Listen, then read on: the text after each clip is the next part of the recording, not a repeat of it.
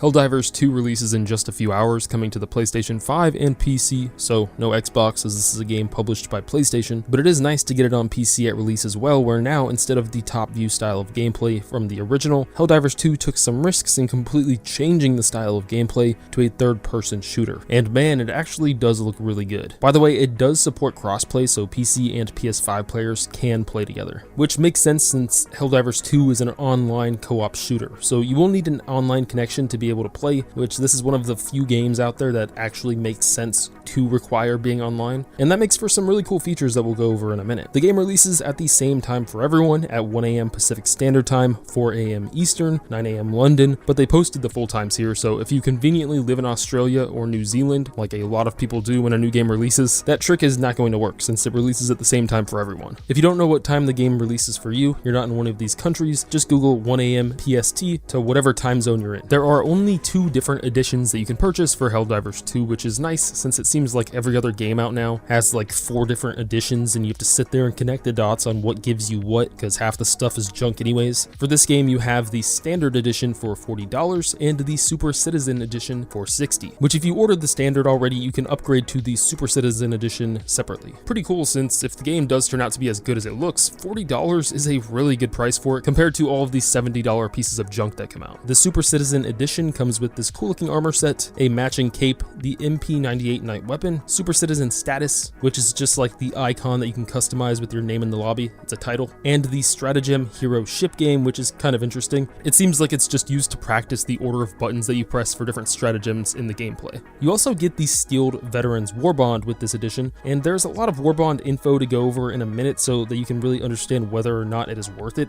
because Warbonds can be unlocked for free, but with a ton of grinding, or purchased like here with the deluxe edition, but you can also do that with the premium currency in the game. For pre-ordering, you get these 3 different armor sets, which look like a PlayStation skin, a white knight, and a black stormtrooper. These will only be available for pre-ordering and will not be available later on as of now. But they don't offer anything exclusive that you can't get in the base game. So you're not getting any advantage stats-wise with these armor sets. They're just cool looking, I guess. Obviously, it's always safer to not pre-order a game and wait to form your opinion after all of the other test subjects get their hands on the game, like me. But overall, I'm pretty optimistic about Helldivers 2 so far. There are 3 different cosmetics you can equip in the armory: the armor, helmets, and cape.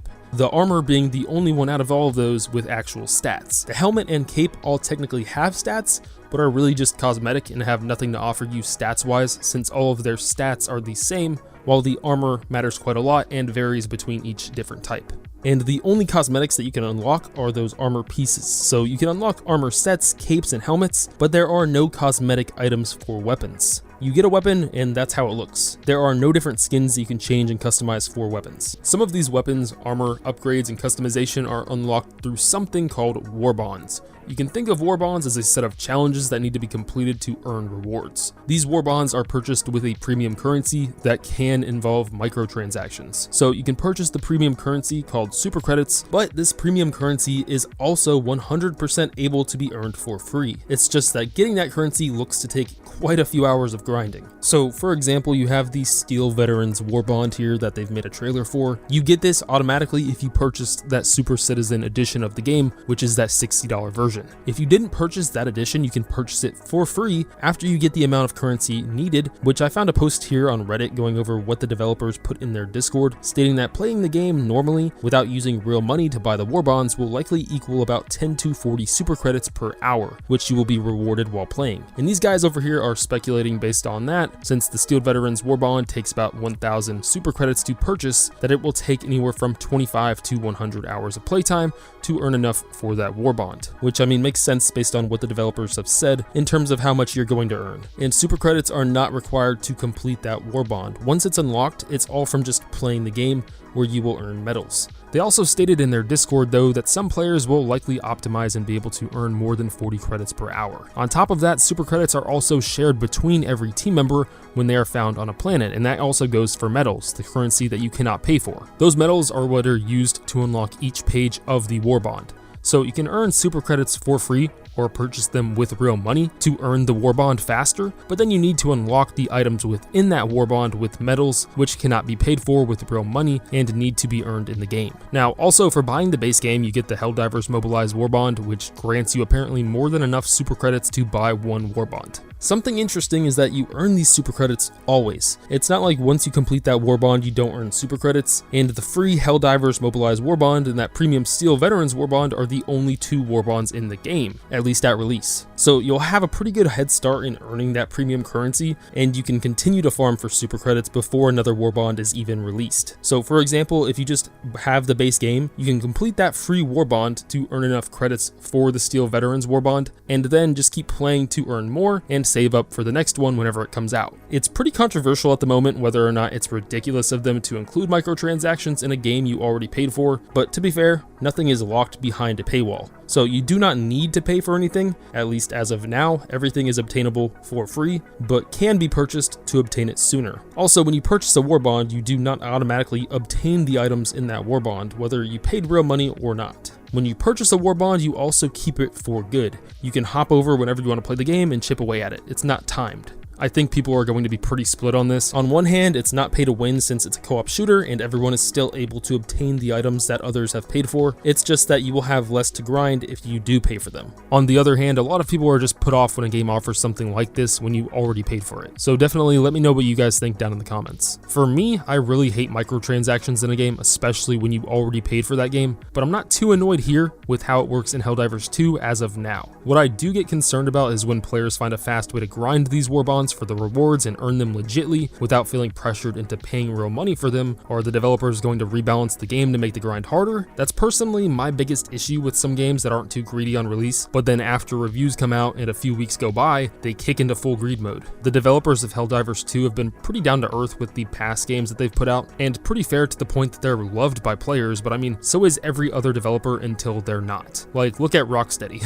As of now, I've got my hopes set high for this game. There's not a lot that makes me put off by it, but if you're worried at all about pre-ordering or buying the game right now at release, it's always best to give it a few weeks and see what everyone's saying about the game if you're worried about wasting money. This is a bit different from Helldivers 1, at least from what I recall. You couldn't even earn anything for free in the first game. You did need to pay for some of the extra stuff, but that stuff was only a couple of bucks, so a really fair price. So I'm really interested to see if this changes for the better or for the worse. Helldivers 2 is similar to the first game where you have the Galactic War, where you basically have a map of planets and the community's goal is to win the war by taking out all of the enemies and completing missions on those planets. And once the war is over, it resets. It's basically a giant community event where you're wiping out the aliens and different races from the planets to win the war. But they have made it a little bit different for Helldivers 2. For one, there are only 2 races in the game at launch, where the first game had 3. Here we have the bugs, which are the alien looking enemies, and the automatons, which are like cyborg robots. In an interview on the PlayStation Access channel, they mentioned that there is some type of real life humans, a developer, or someone who apparently will be taking on the role as a game master. So,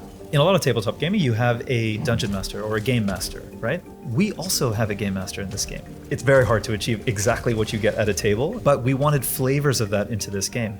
This is not a minor part of our game. This is a significant feature that we've designed that is, by the way, somewhat different from the first game, something that we're really excited to talk about. We have a suite of tools and a suite of real life human beings, okay? Not just AI bots, right, that are doing this, that are observing the gameplay as it's happening and responding in real time. What, like, so like servers in like Arrowhead, and then they're watching people play and then they're talking to them. That's right. In one of our games, for example, Dave was handed a 500-kilogram bomb to use, and Saga says that's the impact of a guiding human hand. One of our team members was observing your playstyle and debated what to do and was like, I'm going to drop them this extra stratagem.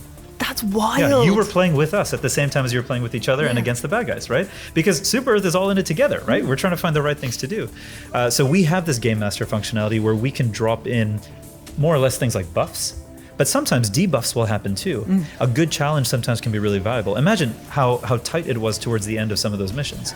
What if you had to hold and defend the extraction zone for twice as long as you did before? This is the type of thing that makes me excited for this game, but also almost skeptical because they seem to be talking it up a lot as if there were someone spectating you in each match to help give you items and change up the game, but that just seems sort of crazy. Like, are they going to be paying a ton of people to go around spectating? Probably not. Because I could understand if there was some code that granted you items based on how you were playing, or a real human who's observing the overall war and changing things up that way, but someone hopping around to different matches spectating is sort of insane, and if that really is the case, that is really cool. But it does sound more like they react to the overall community when they went over some more details and how the actual war works in here, and how it seems like the developers might change up how enemies act based on how the war is going. In the first game, we had a system where you would engage against a bunch of enemies in the galaxy, and then you would win, right? So you would push them back, and then you would win, and then the galaxy would reset. And that game is going really well. People are still playing it, even this 9 years later, right? And it's successful, but we wanted to try something different here. Here, the progress through the galaxy is going to be slower than Helldivers 2. Yeah. So you're going to be fighting, trying to liberate planets.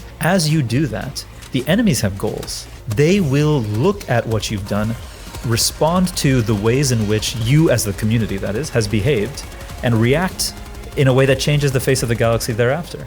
So if you, say, are clearing the way to those planets that were mentioned that you have to get to, and you then take over the next territory and the next one, it's hard to say what the Terminus will do in response. Yeah. They might try to circle around. They might try to hit you head on. They might do something that you don't expect at all. And by the way, that is something that this Game Master functionality does for us. And I keep saying functionality because it's not just people and it's not just tools, but both are involved. And we have a human stamp involved in this part. Let's say you get yourself to a certain part of the galaxy. Think of it like a battlefront, right? So we're battling on certain planets, and as you liberate them, you push back the battlefront, or let's say if you fail them, the battlefront comes forward, and then you're fighting on different planets. You're going to have new types of biomes, new types of environments to play in. You might even have unique missions that you haven't even experienced, that aren't available in the normal course of gameplay, but might be at the right time in the story. So there's this meta-narrative going on that's playing out at the galactic level based on what actions the community takes. The war, therefore, that you're playing in plays out almost in real time. It's not like in a few weeks the entire war is over. This is a galactic battle. So people who join us, players who join us from day one, they're going to experience the entirety of a full story arc. They'll see everything all the way through as it unfolds, as Super Earth, arrogant as it is, digs itself into deeper and deeper problems. So these are the two levels of Game Master functionality that I think are really unique to this game and I'm really excited about, but also might be a little hard to see right at launch because they play out on a longer time scale.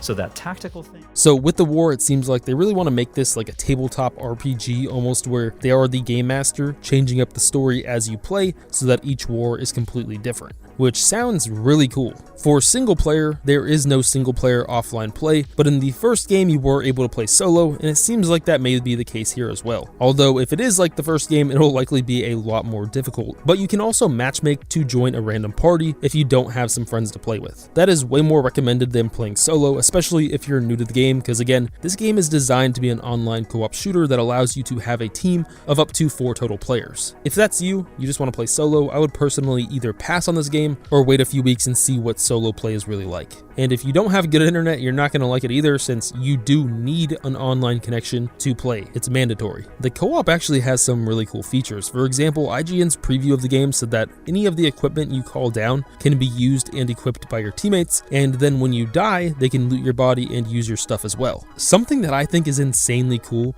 is how in this bit of gameplay, I think there's a couple of different parts of gameplay like this. You have a teammate loading the shells into the mounted gun while another one shoots. I think you can also do this with the rocket launcher, at least it showed, and I really hope there are other features in this game like this, because a lot of these co-op games would be a million times better if they gave you more abilities like this to play together instead of everyone just selfishly shooting enemies the entire match. This actually makes it feel like a co-op game, and it's probably my favorite piece of gameplay that we've seen. You're also going to want specific teammates using specific weapons and stratagems, since certain enemies really benefit from getting hit by fire and others explosives. It has also been confirmed that mechs, like we had in the first game, will be returning in Helldivers 2, however, they will not be returning at launch, which is why we haven't seen any of them in the gameplay reveals or trailers. They'll be coming at a later date. So that is it. I planned on getting this out much sooner before release, but there was just so much information to go over, and just about all of it came from the Helldivers 2 official Discord, where they answer a ton of people's questions. Leave a like and don't forget to subscribe for more Helldivers 2 videos. I'll definitely have some more out when the game releases. See ya.